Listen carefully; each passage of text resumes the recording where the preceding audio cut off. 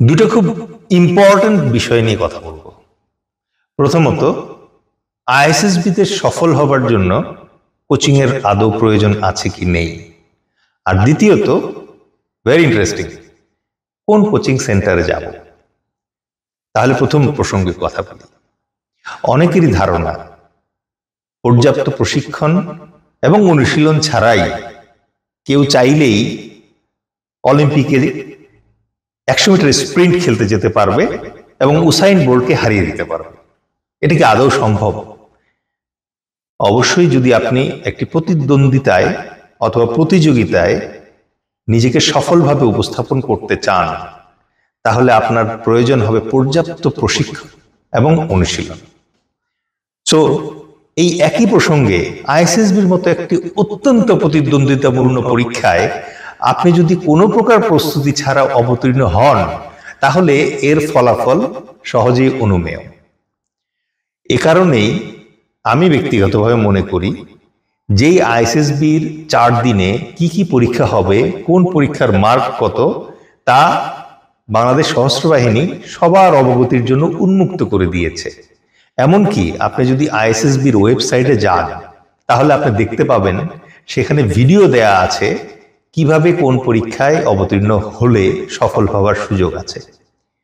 তার মানে সশস্ত্র বাহিনী চাইছে আপনারা যেন পর্যাপ্ত প্রস্তুতি গ্রহণ করেই আইএসএসবিতে অবতীর্ণ হন।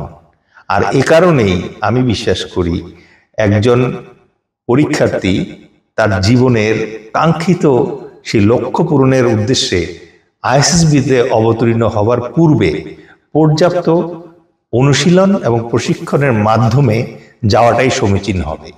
আর এক্ষেত্রে এই কোচিং সেন্টারগুলো তাদের প্রস্তুতি সম্পন্ন করতে সহায়তা করে থাকে।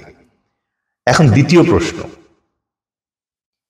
আজ থেকে 30 বছর আগে আইএসএসবিতে যে প্রশ্ন আসতো, যে পরীক্ষা পদ্ধতি ছিল, আজও কি একই পদ্ধতি এবং প্রশ্নে পরীক্ষা নেওয়া হয়ে থাকে? একথা সহজেই অনুমেয় যে কালের যেমন বিবর্তন হয়, তেমনি প্রশ্ন পদ্ধতিতেও বিবর্তন এসে থাকে।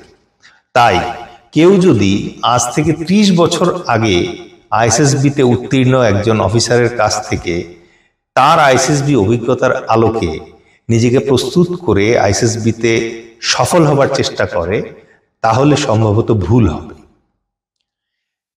আপনি কোন কোচিং সেন্টারে যাবেন, এই প্রশ্নের উত্তরের সূত্র এখানেই লুকিয়ে আছে। কিছু কিছু কোচিং সেন্টার দীর্ঘদিন ধরে আইএসএসবি কোচিং এর উপর গবেষণা করছে। আইএসএসবির পরীক্ষা পদ্ধতিতে যে পরিবর্তন আসছে, বিবর্তন আসছে, তারা তা জানার চেষ্টা করছে এবং সেই অনুযায়ী তাদের প্রশিক্ষণ পদ্ধতিতেও পরিবর্তন আনার চেষ্টা করছে।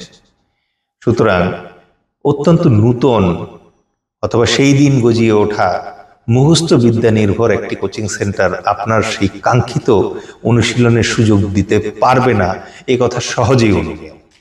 সুতরাং কোচিং সেন্টার নির্বাচনের সময় চেষ্টা করবেন কোন কোচিং সেন্টার এই জাতীয় গবেষণা করে তাদের প্রশিক্ষণ কারিকুলাম এবং অনুশীলন পদ্ধতি বিবর্তন করেছে, এবং কোন কোচিং সেন্টারের পরীক্ষার্থীরা দিনের পর দিন সাফল্য নিশ্চিত করতে পারছে।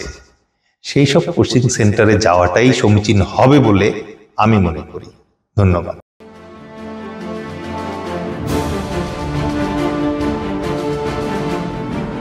Defense Career Academy, make your ever winners.